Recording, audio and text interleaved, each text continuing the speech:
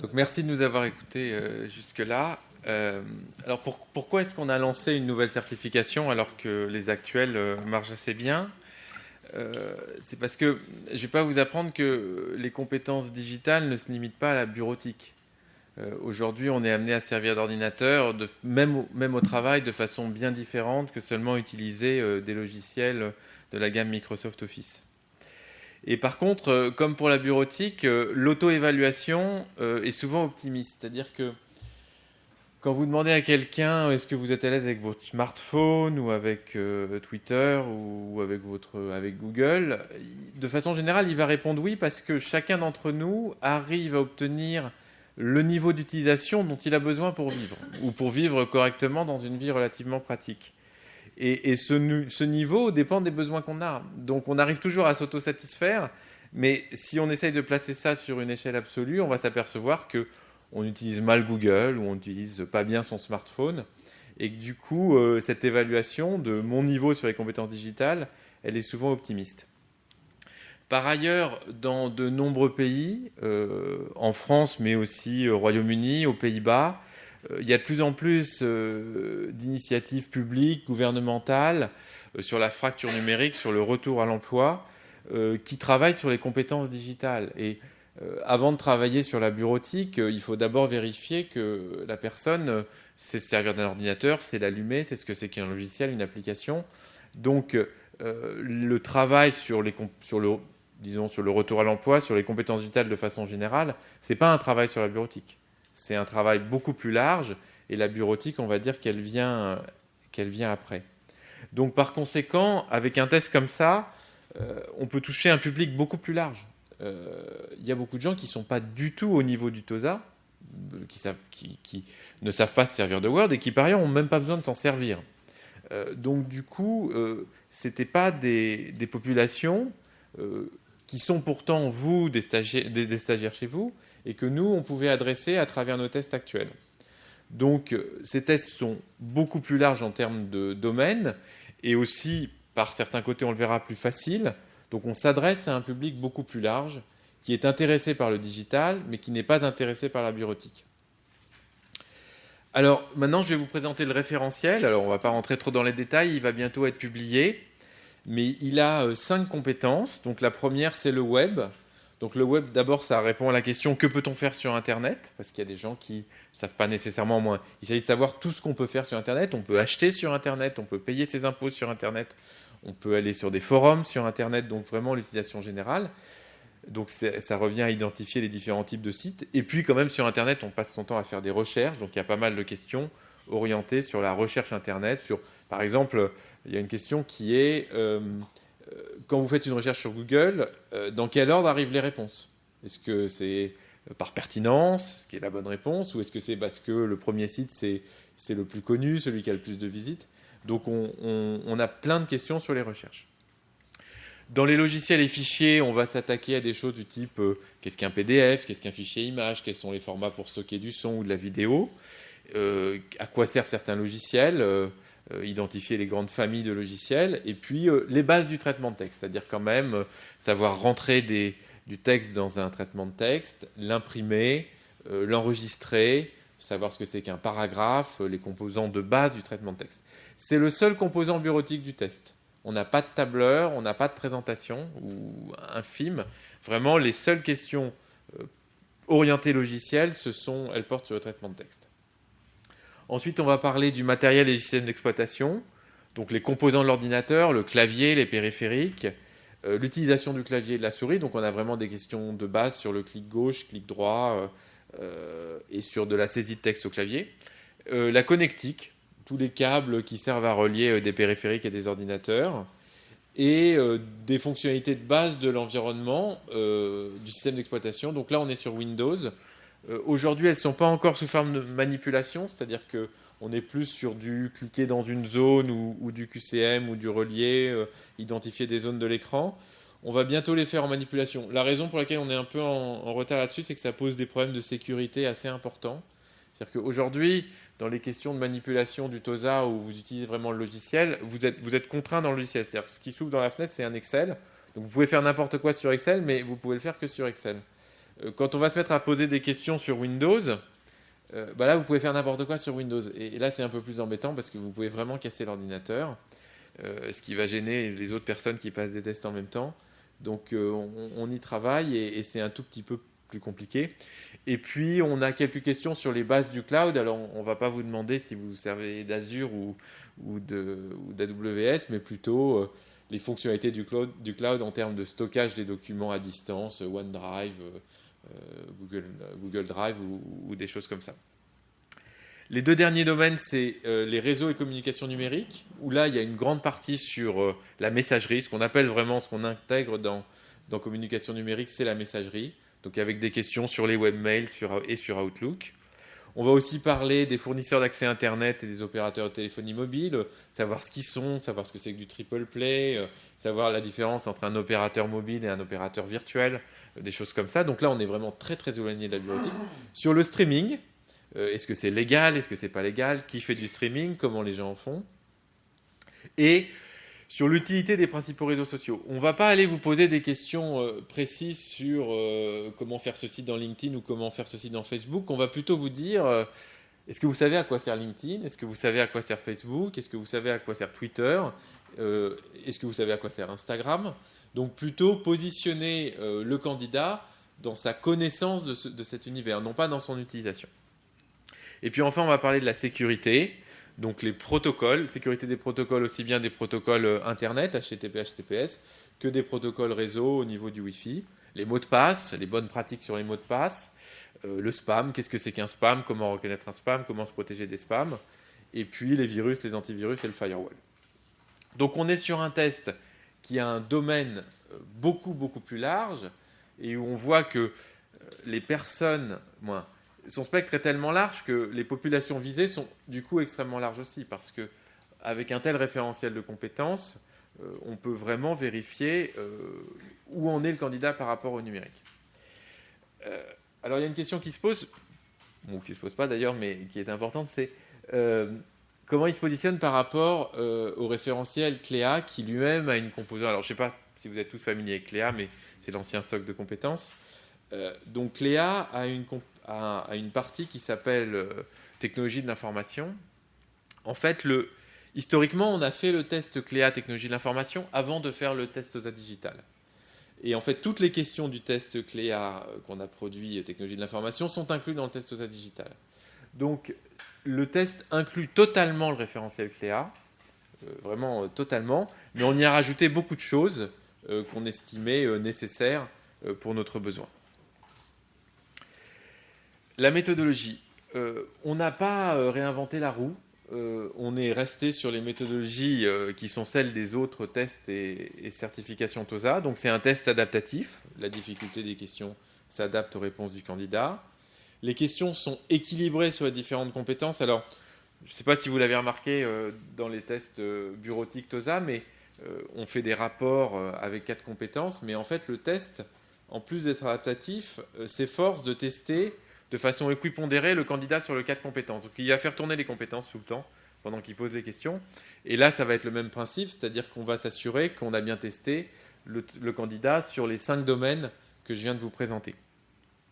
On fait toujours du scoring, donc soit sur une échelle de 1 à 5 pour ce qui concerne l'évaluation, soit sur une échelle de 1 à 1000 pour ce qui concerne la certification. Donc on garde vraiment, d'un point de vue méthodo, ce qu'on a fait sur le TOSA en bureautique. Alors, la bonne nouvelle, c'est qu'il est plus facile que le test TOSA. On s'adresse quand même à des populations qui peuvent éventuellement être pas très à l'aise avec ce type de compétences. Donc les niveaux opérationnels qui est quand même pas tout à fait évident à atteindre en bureautique avec le TOSA est beaucoup plus facile à atteindre sur ce test-là. Bon, par contre, ça reste du TOSA, ça reste du test adaptatif. On a des questions extraordinairement complexes sur tous ces sujets. Et donc, les niveaux avancés et experts restent difficiles, voire très difficiles à atteindre. Je veux dire, pour vous donner un type d'exemple, une question facile sur la connectique, ça va être comment reconnaître ce que c'est qu'un câble USB et un câble vidéo. Bon.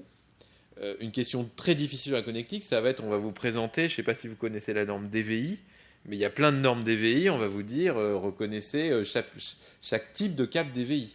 Donc on est quand même là dans de l'expertise assez avancée. Idem, si je prends un autre domaine sur la sécurité informatique, on va avoir des questions extrêmement basiques sur qu'est-ce que c'est que HTTPS, donc un protocole où la page est protégée, jusqu'à des questions sur les protocoles Wi-Fi et les clés, le type de clés qu'ils utilisent. Donc on reste dans du TOSA, on reste dans de l'adaptatif, mais relativement plus facile pour le niveau opérationnel. Alors, comme pour différentes raisons, on a choisi de faire un test plus interactif que ce qu'on a aujourd'hui en TOSA bureautique, avec vraiment beaucoup de types de questions différentes. On a peu de QCM, on a beaucoup de manipulations, donc des glissés-déposés, des reliés des éléments, des saisir du texte, des cliquer dans une zone. Donc on a beaucoup d'activités différentes. Et puis on a aussi toujours des questions de manipulation, dans lesquelles le candidat va être amené à manipuler soit un moteur de recherche, donc typiquement des questions où on demande d'effectuer une recherche et de donner le résultat de la recherche, ou des questions où on manipule Outlook, on va demander d'envoyer des mails, de créer des contacts. Alors après, c'est comme en conclusion, c'est un test moderne, c'est-à-dire qu'il est à la fois adaptatif, il fait du scoring, et il utilise quand même des questions interactives. Donc on est sur un produit qui quand même est à peu près à la pointe de ce qui se fait en termes d'assessment. Comme je vous l'ai dit, il s'adresse à un public plus large que celui des certifications TOSA Office, parce que finalement, le nombre de gens qui sont concernés par le digital est bien supérieur à la population qui est concernée par juste la bureautique. Comme tous les tests TOSA, comme il est adaptatif, il permet d'évaluer des niveaux très différents. Donc il ne faut pas avoir peur non plus qu'il soit trop facile, parce que si on répond correctement, on peut obtenir des questions très difficiles. C'est un test qui va être amené à évoluer dans le temps, parce que voilà, on vient de le lancer, on a eu environ 300 passages jusqu'à maintenant. Et au fur et à mesure qu'on aura des retours, on va probablement être amené à le faire évoluer. Et puis les contenus évoluent. Il y a des choses dans les questions qu'on pose qui naturellement évoluent avec le temps. Donc c'est un test qui sera probablement moins figé que peuvent l'être aujourd'hui les évaluations et les certifications TOSA sur la bureautique. Et puis pour ceux d'entre vous qui travaillent à l'international, on est totalement convaincus que c'est un test qui a un potentiel très fort à l'international. Je pense au Royaume-Uni, je pense aux Pays-Bas, ou je pense à la Belgique, où vraiment des initiatives, soit privées de branches, soit gouvernementales, sont là, avec des populations très importantes à former sur les bases du digital. Et qui dit formation, de notre point de vue, parce que c'est notre métier, dit aussi évaluation et certification. Donc on est vraiment très enthousiaste sur ce produit, et on pense qu'il a vraiment un potentiel pour nous et donc pour vous, parce qu'au final, nous, on distribue des tests à des organismes de formation qui eux-mêmes les distribuent. Donc notre succès, c'est avant tout le vôtre, et on y croit. Et oui, les temps sont les mêmes. On a réduit un peu le nombre de questions parce que, comme il est plus interactif, répondre à des questions de manipulation ou des glissés-déposés, ça prend plus de temps que de faire du QCM. Est-ce que vous avez des questions ? Bonjour. Est-ce que le niveau opérationnel correspond à l'équivalence de la compétence CLEA, ou est-ce qu'il y a une correspondance ? On serait un tout petit peu au-dessus. Je pense que c'est le niveau basique, le haut du basique correspond à CLEA. Alors, plus exactement, à notre vision de CLEA. Parce que le point de CLEA, c'est que c'est un référentiel de compétences, mais qui n'indique pas le niveau. Et pour nous, on trouve que c'est un référentiel qui est assez bien fait, CLEA, mais il manque une notion de niveau. Si je prends l'exemple des mathématiques, il y a écrit savoir résoudre un problème avec les 3 opérations. Mais ça va du CP, ou 3 opérations CM1, jusqu'à Polytechnique. Donc cette notion de niveau, elle manque très fortement dans le référentiel CLEA. Et nous, dans notre vision de CLEA, on est à peu près, le niveau basique correspond à CLEA. Y a-t-il d'autres questions ? Ah, devant.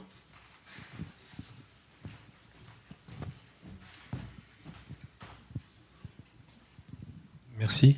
J'ai une question par rapport à la formation initiale. Est-ce qu'on pourrait imaginer que ce dispositif, donc TOSA Digital, pourrait servir également, mettons, dans les dernières années de la formation secondaire à l'école? Alors, on a des discussions lentes avec l'éducation nationale qui, je ne crois pas que ce soit un secret, envisage une refonte de l'ensemble du B2I, C2I, B2I collège en un seul produit.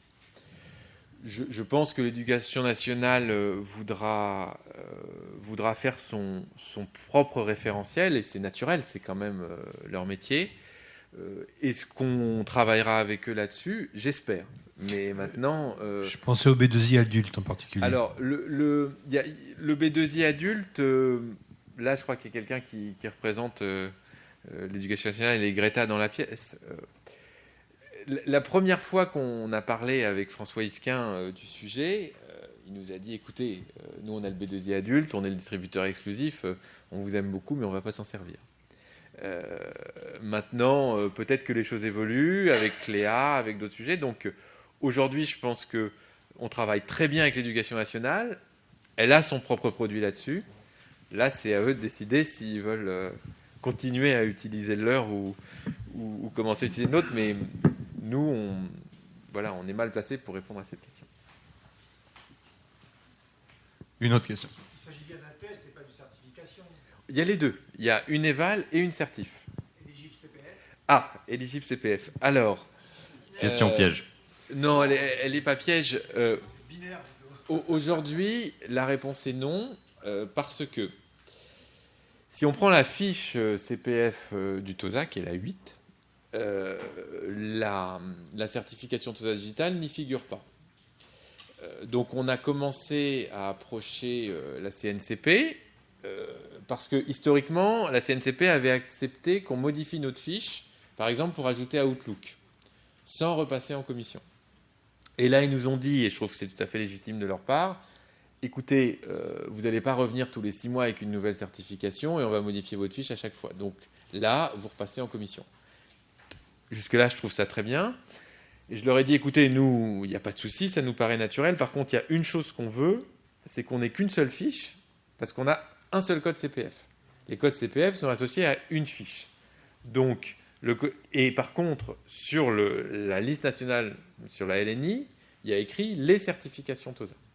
Donc on a dit, nous, on veut bien repasser en commission, mais on va faire une modification de fiche pour ajouter d'autres certifs sur la fiche. Et leur réponse pour l'instant, c'est oui. C'est ça. Je pense qu'ils ont bien compris. Je leur ai dit, mais vous imaginez si on se met à avoir 2 codes TOSA, oubliez. Et je crois qu'ils sont bien conscients. Donc, a priori, la façon dont ça va se présenter, c'est qu'on va soumettre une modif de notre fiche qui va passer en commission. Il y aura toujours un code TOSA et une seule fiche. Pourquoi on n'est pas plus avancé que ça? C'est parce qu'on veut soumettre en même temps 3 modifications dans la fiche, qui sont le module VBA qu'on a lancé il y a quelques mois, le TOSA Digital et Access. Et en fait, il nous faut les 3 référentiels pour pouvoir faire la fiche. Et depuis hier, on a le référentiel TOSA Digital, mais on n'a pas le référentiel Access. Et comme on ne veut pas y aller non plus, voilà, c'est un assez gros boulot de repasser en commission, on veut faire passer les 3 d'un coup. Ce sera dans la prochaine vague. Parce que sinon, si on attend toujours d'avoir le produit suivant, on va jamais soumettre. Alors de toute façon, depuis le début de la semaine, il y a maintenant un test de positionnement gratuit que vous pouvez essayer sur le site. Quand vous faites passer un test, maintenant dans la gamme de produits, il y a aussi le TOSA Digital. Donc vous pouvez tous passer un test de positionnement sur le site internet d'Isograd. Mais là pour le coup, je vais plutôt passer une évaluation. Donc, premier exemple de question qui est sur le web, quelle est l'extension de l'URL des sites du gouvernement français? Donc là, on est... Alors, là, c'est une question plus interactive, où on va demander au candidat de saisir du texte, qui est un texte de niveau moyen, mais parce qu'il y a quand même des caractères spéciaux. On ne cherche pas à le piéger. Donc il y a un bouton « Essayer ma réponse » pour qu'il ne puisse pas se faire avoir à cause d'une typo. Et on lui demande donc de saisir ce texte. Alors je ne vais pas le saisir maintenant parce que il est quand même un tout petit peu délicat. On ne peut pas faire de copier-coller, hein. C'est une image, il y a pas de... ça ne va pas marcher. Hein. Ce serait bien s'il y arrivait. Et typiquement, cette question à un niveau plus avancé, c'est un texte beaucoup plus long qui est déjà pré-rempli ici, et où l'utilisateur doit faire un copier-coller pour inverser 2 paragraphes et rajouter une phrase au milieu. Donc et par contre, là même au niveau facile, le texte, c'est « je passe un test informatique » avec un point à la fin, et on accepte la réponse même s'il ne met pas le point. Donc là, si j'essaye ma réponse, il va me dire que c'est faux. Donc, comme on voit, il y a vraiment des questions sur tout. On pose des questions sur les appareils photo numériques. Donc là, on est plus sur la partie matériel et hardware. Là, le test est adaptatif, donc il commence par des questions, comme sur l'AutoSAR, par des questions de niveau moyen avant de commencer l'adaptation. Donc là, on va être dans une question de manipulation sur Outlook, où je dois ouvrir un mail et enregistrer une pièce jointe dans le dossier. Donc là, j'ai reçu un mail. Et donc la pièce jointe, je dois l'enregistrer dans le dossier document reçu par mail. Je fais enregistrer. Je fais essayer ma réponse. Et il me dit qu'elle est bonne. Donc là, on est, pour vous donner des idées, je ne sais pas si vous avez bien l'algorithme du TOSA en tête, les 7 premières questions sont de difficulté moyenne. Donc tout ce que vous voyez, c'est des versions moyennes en termes de difficulté. Après, il commence à s'adapter en faisant du plus facile ou du moins facile.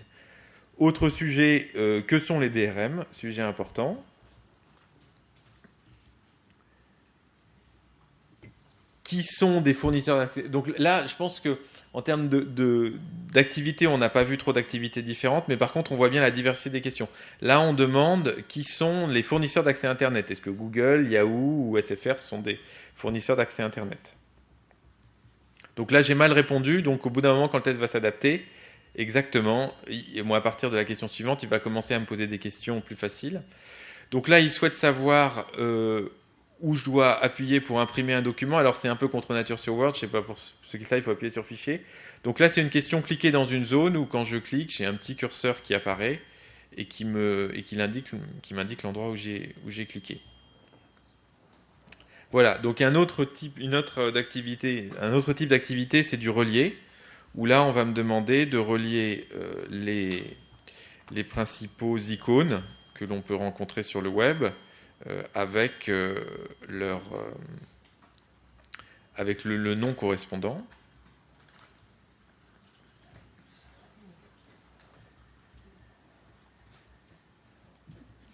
Un autre type de question. Alors là, vous voyez, j'ai très mal répondu. Donc là, il commence à me poser des questions extrêmement faciles.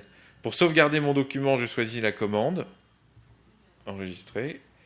Et pour obtenir une version papier de mon document, je choisis la commande imprimée. Donc on voit que l'algorithme s'est adapté et au bout d'un moment a commencé à descendre très fortement en termes de difficulté. Je crois que ce que j'ai voulu montrer, c'est qu'il y a vraiment beaucoup de types de questions et que la couverture en termes de domaine du test est vraiment très large, vu qu'on va sur des paramètres du système d'exploitation, sur de la recherche Internet, sur des périphériques, et sur de la sécurité informatique. Il y avait une question sur les firewalls que je suis passé rapidement. Donc de toute façon, il est disponible sur votre compte et vous pouvez le passer en positionnement gratuit depuis notre site. Merci beaucoup à vous tous.